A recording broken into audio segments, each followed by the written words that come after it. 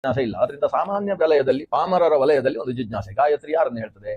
ಗಾಯತ್ರಿ ಅಂತ ಒಬ್ಬಳು ದೇವಿಯನ್ನು ಹೇಳ್ತದೆ ಅಂತ ಕೆಲವರು. ಹಾಗಾಗಿ ಅನೇಕ ದೇವಸ್ಥಾನಗಳಲ್ಲಿ ಗಾಯತ್ರಿ ಮಂತ್ರವನ್ನು ಬರೆದು ಒಂದು ಹೆಣ್ಣಿನ ಚಿತ್ರವನ್ನು ಬರೆದಿರ್ತಾರೆ. ಆ ಹೆಣ್ಣಿಗೆ 5 ತಲೆ ಬರೆದಿರ್ತಾರೆ. 5 ತಲೆಗೆ ಸರಿಯಾಗಿ ಬ್ಯಾಲೆನ್ಸ್ ಆಗುವುದಕ್ಕೆ 10 ಕೈಗಳನ್ನು ಬರೆದಿರ್ತಾರೆ. ವಸ್ತುತಃ ಗಾಯತ್ರಿ ಅಂದ್ರೆ ಯಾರು ಅಂತ ಹೇಳುವುದಕ್ಕೆ ಗಾಯತ್ರಿ ಸ್ವರೂಪವನ್ನು ವರ್ಣನೆ ಮಾಡುವ ಮಹಾನಾರಾಯಣೋಪನಿಷತ್ತಿನ ಒಂದು ಮಂತ್ರ ಇದೆ. ಆ ಮಂತ್ರ ಹೇಳುವಾಗ ಚತುರ್ವಿಂಶತ್ಯಕ್ಷರ ತ್ರಿಪದ ಷಡ್ಕುಕ್ಷಿ ಪಂಚಶೀರ್ಷ ಅಂತ ಆ ಗಾಯತ್ರಿ ಮಂತ್ರವನ್ನು ಹೇಳ್ತದೆ. ಅಂದ್ರೆ ಚತುರ್ವಿಂಶತ್ಯಕ್ಷರ, ಅದರಲ್ಲಿ 24 ಅಕ್ಷರಗಳಿದ್ದಾವೆ. ತ್ರಿಪದ, ಅದರಲ್ಲಿ 3 ಪಾದ ಇದೆ. ಷಡ್ಕುಕ್ಷಿ, 6 ಹೊಟ್ಟೆ ಇದೆ. ಪಂಚಶೀರ್ಷ, 5 ತಲೆ ಇದೆ ಅಂತ ಉಪನಿಷತ್ತಿನಲ್ಲಿ ಈ ಮಾತಿದೆ. ಈ ಮಾತನ್ನು ನೋಡಿ 5 ತಲೆಯನ್ನು ಬರೆದ್ರು. ಪಂಚಶೀರ್ಷ ಅಂತ ಹೇಳಿದ್ದಾರೆ, 5 ತಲೆ. 5 ತಲೆ ಆದ್ಮೇಲೆ 10 ಕೈ ಅಂತ ಆ ಉಪನಿಷತ್ತು ಹೇಳಲಿಲ್ಲ. ಆದ್ರೆ 1 ತಲೆಗೆ 2 ಕೈ ಅಂತ ಲೆಕ್ಕಾಚಾರ ಇಟ್ಟುಕೊಂಡಾಗ ಎಷ್ಟಾಗ್ತದೆ? 5 ತಲೆಗೆ 10 ಆಗ್ತದೆ ಅಲ್ವಾ? 5 × 2 ಅಂತಲೇ ಹೇಳ್ಬೇಕು ನಿನಗೆ. 5 2 ಅಂತ ಹೇಳುವಾಗಿಲ್ಲ. ಆವಾಗ 10 ತಲೆ 10 ಆಗ್ತದೆ. ಈಗ ನಿನಗೆಲ್ಲ 10 ಕೈಗಳು. 10 ಕೈಗಳು ಕೊಟ್ಟ ಮೇಲೆ ಅದರಲ್ಲಿ 10 ಆಯುಧಗಳನ್ನು ಚಿತ್ರ ಬರೆದ್ರು. ತ್ರಿಪದ ಅಂತ ಉಂಟು, 3 ಕಾಲು ಅಂತುಂಟು. ಆದ್ರೆ ಅದನ್ನು ಬರೆಯುವುದು ಚೆನ್ನಾಗಿರುವುದಿಲ್ಲ ಅಂತೇಳಿ ಒಂದು ಸೀರೆ ಉಡಿಸಿದ್ರು. ಆಮೇಲೆ ಷಡ್ಕುಕ್ಷಿ ಅಂತುಂಟು, 6 ಹೊಟ್ಟೆ ಅಂತ. 6 ಹೊಟ್ಟೆ ಬರೀಲಿಕ್ಕೆ ಆಗ್ತದ? ಚಿತ್ರ ಚೆನ್ನಾಗಿ ಆಗುದಿಲ್ಲ. ಅದಕ್ಕೆಲ್ಲವನ್ನು ಒಟ್ಟು ಆ ಯಾವುದನ್ನು ಬರೀಲಿಕ್ಕೆ ಆಗ್ತದೆ ಆ ರೀತಿಯಲ್ಲಿ ಚಿತ್ರ ಬರೆದು ಒಂದು ಪಂಚಶೀರ್ಷವಾದ ಗಾಯತ್ರಿ ದೇವಿಯ ಚಿತ್ರವನ್ನು ಅನೇಕರು ಅನೇಕ ಕಡೆಯಲ್ಲಿ ಲೋಕದಲ್ಲಿ ಚಾಲ್ತಿ ತಂದಿದ್ದಾರೆ. ಆದ್ರೆ ಗಾಯತ್ರಿ ಮಂತ್ರವು ಪ್ರತಿಪಾದನೆ ಮಾಡುವುದು ಅಂತಹ ಒಂದು ದೇವಿಯನ್ನು ಅಲ್ಲ. ಉಪನಿಷತ್ತುಗಳು ಯಾವತ್ತೂ ಕೂಡ ಪರೋಕ್ಷ ಪ್ರಿಯ, ನೇರವಾಗಿ ಶಬ್ದಗಳಿಂದ ಹೇಳುವುದಿಲ್ಲ, ಒಗಟ್ಟಿನ ರೂಪದಲ್ಲಿ ಹೇಳುವುದು. ಚತುರ್ವಿಂಶತ್ಯಕ್ಷರ ಅಂತ ಹೇಳಿದ್ದು, 24 ಅಕ್ಷರ ಇದೆ ಗಾಯತ್ರಿಯಲ್ಲಿ. ಆಮೇಲೆ ತ್ರಿಪದ ಅಂತ ಹೇಳಿದ್ದು, 3 ಪಾದ ಇದೆ ಅಂದ್ರೆ 3 ಕಾಲುಗಳಿದ್ದಾವೆ ಅಂತ ಅರ್ಥ ಅಲ್ಲ. ಗಾಯತ್ರಿಯಲ್ಲಿ 3 ಪಾದ. 1 ಪಾದ ಅಂತ ಹೇಳಿದ್ರೆ ಕಾಲು ಭಾಗ, 2 ಪಾದ ಅಂದ್ರೆ ಅರ್ಧ ಭಾಗ, 3 ಪಾದ ಅಂತ ಹೇಳಿದ್ರೆ ಮುಕ್ಕಾಲು ಭಾಗ. ಗಾಯತ್ರಿ ಅನ್ನೋದು 3 ಪಾದದ ಮಂತ್ರ. ಹೇಗೆ ಶುಕ್ಲಾಂಬರಧರಂ ವಿಷ್ಣುಂ ಇದು ಮೊದಲ ಪಾದ, ಶಶಿವರ್ಣಂ ಚತುರ್ಭುಜಂ ಇದು 2ನೇ ಪಾದ, ಪ್ರಸನ್ನವದನಂ ಧ್ಯಾಯೇತ್ ಅದು 3ನೇ ಪಾದ, ಸರ್ವ ವಿಘ್ನೋಪಶಾಂತಯೇ ಅನ್ನೋದು 4ನೇ ಪಾದ. 4 ಪಾದಗಳು ಸೇರಿದ್ರೆ ಒಂದಾಗ್ತದೆ. ಸಂಸ್ಕೃತದಲ್ಲಿ ಪಾದ ಅಂತ ಹೇಳ್ತೇವೆ, ಕನ್ನಡದಲ್ಲಿ ಪಾದವನ್ನು ಏನು ಕರೆಯುವುದು? ಕಾಲು ಅಂತ ಕರೆಯುವುದು. ಕಾಲು ಅಂದ್ರೆ ಏನು? 4ನೇ 1. 4 kg ಅವಲಕ್ಕಿತ ಅಂದ್ರೆ ಏನರ್ಥ?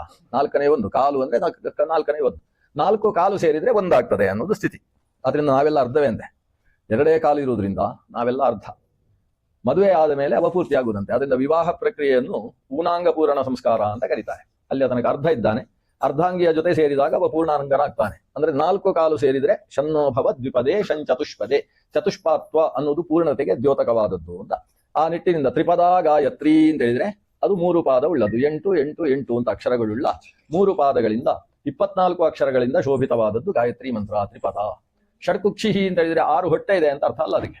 ಷಡ್ಕುಕ್ಷಿಹಿ ಅಂದ್ರೆ ಇದು 6ರಲ್ಲಿ ಗರ್ಭವಾಗಿದೆ, 6 ಷಡ್ಗರ್ಭಿತವಾಗಿದೆ ಅಂತ ಅರ್ಥ. ಅಂದ್ರೆ ಗಾಯತ್ರಿ ಮಂತ್ರವನ್ನು ಸರಿಯಾಗಿ ಅರ್ಥೈಸಿಕೊಳ್ಬೇಕಾದ್ರೆ ನಾವು ವೇದಾಂಗಗಳು ಅನಿಸಿದಂತಹ ಶಿಕ್ಷಾ, ವ್ಯಾಕರಣ, ಛಂದಸ್ಸು, ನಿರುಕ್ತ, ಜ್ಯೋತಿಷ, ಕಲ್ಪ ಅಂತ ಹೇಳುವ 6 ಅಂಗಗಳು, ಷಡಂಗಗಳು ಅಂತ ಕರೀತಾರೆ. ಈ ಅಂಗಶಾಸ್ತ್ರಗಳಿಂದ ಮಾತ್ರ ವೇದ ಗಾಯತ್ರಿ ನಮಗೆ ಅರ್ಥವಾಗುವುದಕ್ಕೆ ಸಾಧ್ಯ. ಆದ್ರಿಂದ 6ರಲ್ಲಿ ಗರ್ಭಿತವಾಗಿರುವಂತಹದ್ದು ಅನ್ನೋ ಅರ್ಥದಲ್ಲಿ ವೇದ ಪರೋಕ್ಷವಾಗಿ ಷಡ್ಕುಕ್ಷಿಹಿ ಅಂತ ಹೇಳ್ತದೆ. ಪಂಚಶೀರ್ಷ ಅಂತ ಮುಂದಿನ ಮಾತಿದೆ. ಪಂಚಶೀರ್ಷ ಅಂದ್ರೆ 5 ತಲೆ ಉಂಟು ಅಂತ ಅರ್ಥ ಅಲ್ಲ.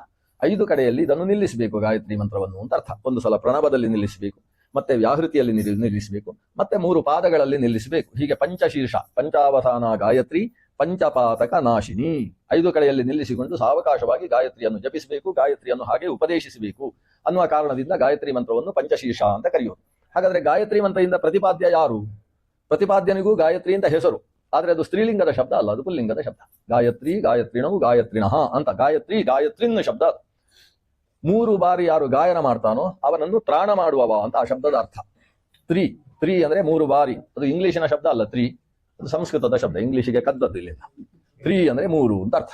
3 ಬಾರಿ ಗಾಯನ ಅಂತ ಹೇಳಿದ್ರೆ ಆ ಗಾಯತ್ರಿ ಮಂತ್ರವನ್ನು ಜಪಿಸುವುದು. ತ್ರಿಕಾಲ ಸಂಧ್ಯಾ ವಂದನೆ ಯಾರು ಮಾಡ್ತಾರೋ ಅವರನ್ನು ಗಾಯಂತಂ ತ್ರಾಯತೆ ಯಸ್ಮಾತ್ ಗಾಯತ್ರೀತಿ ಸಗೋದಿತ.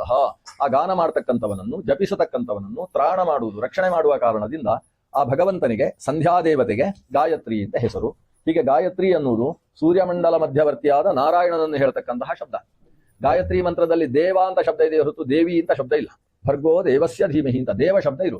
ಆದ್ರಿಂದ ದೇವನನ್ನು, ಅದು ಕೂಡ ಎಂತಹ ದೇವ? ಭರ್ಗಃ, ಪ್ರಪಂಚವನ್ನೆಲ್ಲ ಭರಣ ಗಮನ ಯೋಗಾತ್ ಭರ್ಗಃ, ಪ್ರಪಂಚವನ್ನು ಹೊತ್ತು ಸಾಗತಕ್ಕಂಥವ, ಸರ್ವಾಧಾರನಾದಂತಹ ಶಕ್ತಿ, ಅವನನ್ನು ದೇವ ಅಂತ ಕರೆಯುವುದು.